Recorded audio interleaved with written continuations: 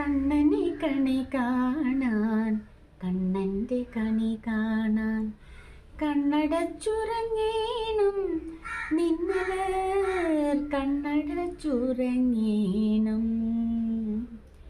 കണ്ണനെ കണി കാണാൻ കണ്ണൻ്റെ കണി കാണാൻ കണ്ണടച്ചുറങ്ങേണം നിന്മലർ കണ്ണടച്ചുറങ്ങേണം. കണ്ണടച്ചുറങ്ങുമ്പോൾ കള്ളനടുത്ത് വന്ന് കിന്നാരം പറയുന്നുണ്ടോ? അവൻ കണ്ണഞ്ചും ചിരിയോടെ കള്ളത്ത കോലുകൊണ്ട് കരളിൻ്റെ കലവറ തുറക്കുന്നുണ്ടോ? അവൻ കണ്ണഞ്ചും ചിരിയോടെ കള്ളത്ത കോലുകൊണ്ട് കരളിൻ്റെ കലവറ തുറക്കുന്നുണ്ടോ?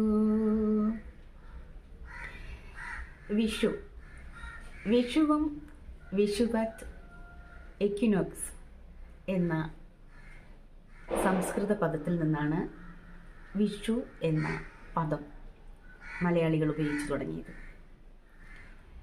ഇന്ന് വിഷു ആഘോഷിക്കുന്ന എൻ്റെ എല്ലാ സുഹൃത്തുക്കൾക്കും, ലോകമെമ്പാടുമുള്ള എൻ്റെ എല്ലാ മലയാളി സുഹൃത്തുക്കൾക്കും ഹൃദയത്തിൻ്റെ ഭാഷയിൽ സ്നേഹം നിറഞ്ഞ സമ്പൽ സമൃദ്ധമായ വിഷു ആശംസകൾ.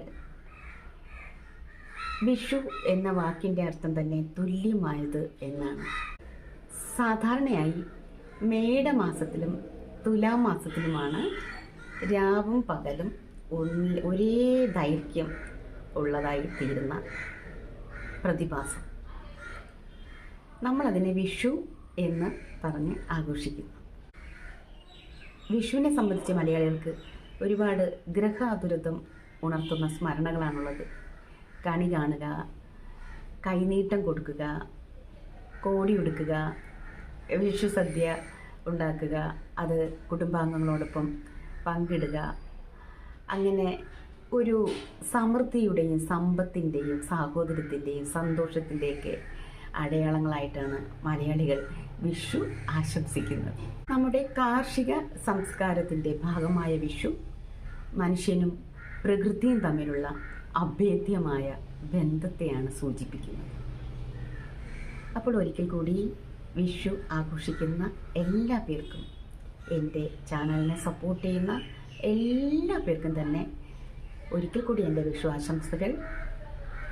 കണി കാണും നേരം കമല നീത്രൻ്റെ നിറമേറും മഞ്ഞ തുകിൽ ചാർത്തി കനകക്കിങ്ങിണി വളകൾ മോതിരം അണിഞ്ഞു കാണേണം ഭഗവാനീ.